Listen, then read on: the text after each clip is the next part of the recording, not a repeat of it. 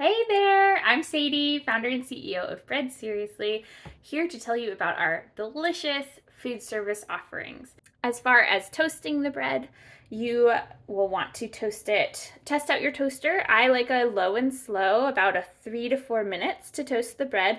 You'll get that crispy, flaky crust, a nice dry exterior of the crumb, but that moist, pillowy interior.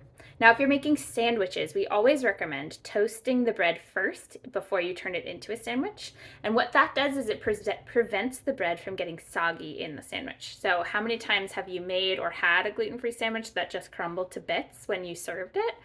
That's not what we're going for. Bread SRSLY is not a crumbly product.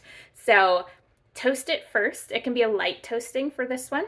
And then it'll take the condiments really well without getting soggy, without getting crumbly.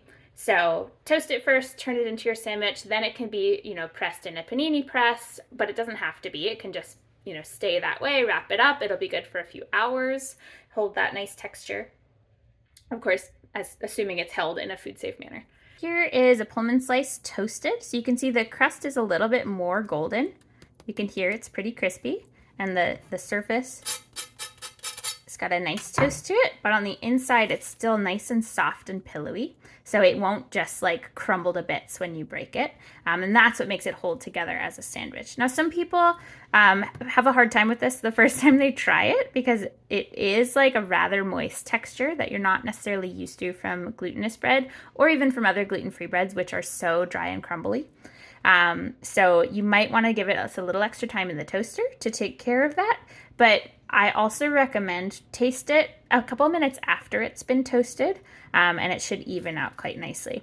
The texture is really fabulous. Gluten-free customers love this so much because they're so used to dry and crumbly gluten-free breads. In fact, if you do a side-by-side taste test between this bread and another conventional gluten-free bread, it'll be amazing, like what the difference in texture is, and how thirsty you'll be after trying the other ones. So give this a nice long time in the toaster and then just expect that it will be a little bit different than you're used to, and it will have that nice moisture that comes through, keeps your sandwiches fresh, keeps your bread from crumbling, and customers will love it. And here we have a sandwich roll half that's been toasted. So you see it gets a nice browning on the outside and crisp on the top, but still really soft and pillowy on the inside. You can see it's got a nice stretch to it. It's not just breaking apart and crumbling. And that is really what makes this a totally irresistible product because gluten-free customers love that chew, and we don't get it from most of our gluten-free breads. So this is a really special product, my absolute favorite, and use it for your burger buns, use it for your sandwiches, or make crostini out of it by cutting it the other orientation, and it will be a delightful product to offer your customers. Now for the dinner rolls, these are super easy to slice. Again, use a non-serrated knife if you have one.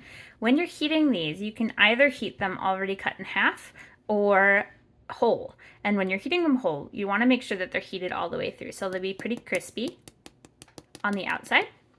And then on the inside, they'll be kind of steamy and pillowy and fluffy. If you don't heat them all the way through, the inside will still kind of taste stale because these have been stored in the refrigerator. But once that moisture gets to work, again, the high hydration recipe, it will steam the bread. And so you get this really delicious texture all the way through.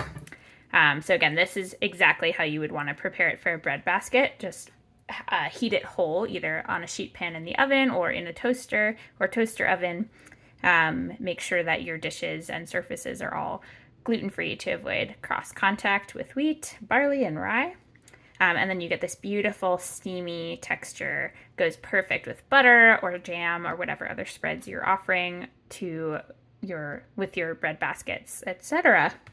And then open face like this would be more appropriate for sliders. You can slice it before toasting so that the bread will accept those condiments better without getting soggy. And that is your perfect little slider bun.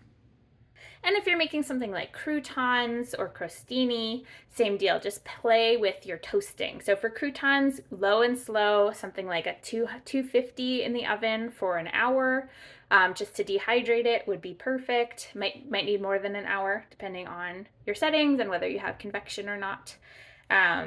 So I like to cut maybe a 1-inch slice and then cut that into 1-inch cubes. Same deal if you're making stuffing mix, or even if you're making breadcrumbs, you can tear it or cut it, dehydrate it, and then put it in your food processor. It makes really excellent breadcrumbs that keep for a long time because there's no oil in the bread, so nothing turns rancid. And so that's a great option for a lot of catering and other food service operations to have as a menu option, to make more of your recipes gluten-free friendly.